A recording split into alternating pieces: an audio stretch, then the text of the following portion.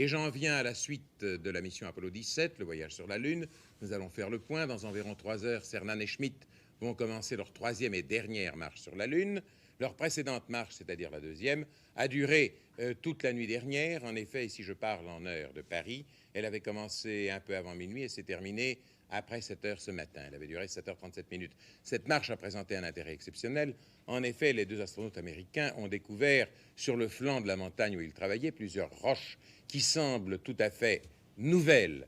Je veux dire nouvelles en ce qui concerne notre connaissance de la Lune. En effet, elles pourraient être les pierres les plus anciennes de notre satellite naturel et permettraient dans ce cas de vérifier, je crois, Michel Chevalet, l'âge de la Lune.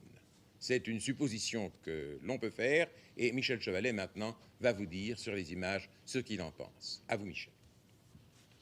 Oui, cette mission s'annonce comme étant extrêmement importante sur le plan géologique et aussi elle laissera un souvenir inoubliable à nous autres terriens par ces images d'une qualité exceptionnelle. Vous venez de voir, vu depuis la surface de la Lune, la Terre, la planète bleue, cette chère planète qui apparaît en haut de votre écran. Voici le panorama lunaire, le panorama dans lequel ont travaillé les 2 astronautes, Cernan et Schmitt, durant une sortie record de durée de 7h33 passées sur la Lune, en compagnie bien sûr de leur rover, où ils ont parcouru 7 km en direction des monts du Sud, en direction de ce fameux cratère Shorty, le cratère court que vous voyez actuellement, où c'est là qu'ils ont découvert des roches rouges-oranges. Et c'était là vraiment une très grande découverte scientifique.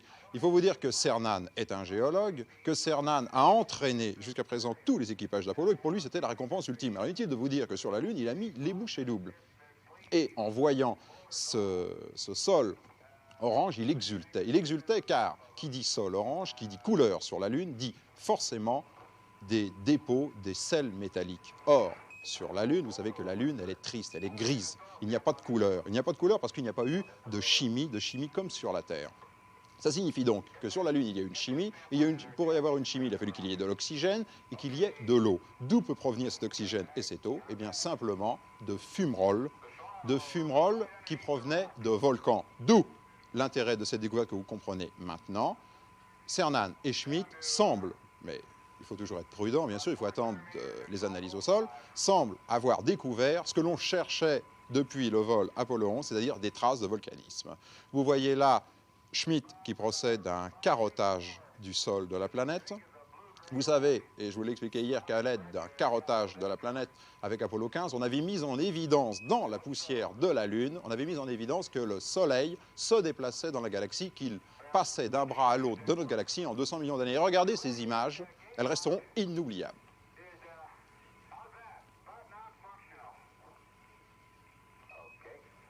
On a appelé cela la danse le ballet de Houston.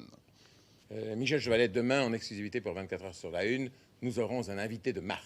Oui, nous avons un invité de marque. Cet invité de marque, eh bien, c'est l'astronaute d'Apollo 14, c'est Edgar Mitchell. Edgar Mitchell qui sera ici pour nous, sur notre plateau, pour nous donner les dernières impressions d'un astronaute lorsqu'il est sur la Lune, lorsqu'il va quitter la Lune, puisque c'est demain, en effet, qu'aura lieu cette nuit d'abord la dernière sortie et le décollage de la Lune demain soir. Vous venez de voir Mitchell dans sa cabine lors du vol Apollo 14, un vol qui fut marqué, souvenez-vous, par cette fameuse brouette lunaire qui a été en somme le précurseur de la Jeep. Mitchell qui a 42 ans, marié, a 2 enfants, et Mitchell qui est devenu un homme très sage, très raisonnable, un Mitchell, j'oserais dire, un peu mystique. C'est peut-être là la grande leçon de l'espace finalement. Il nous expliquera ça en exclusivité demain soir à 19h45 dans notre journal.